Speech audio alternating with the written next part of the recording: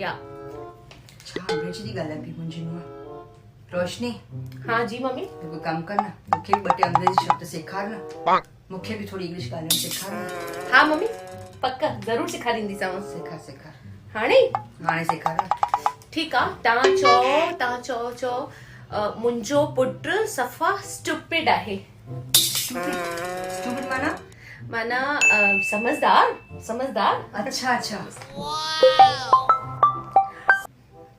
कंहिंजो फोन आहे रोशनी? मुंहिंजी मम्मीअ जो फोन आहे।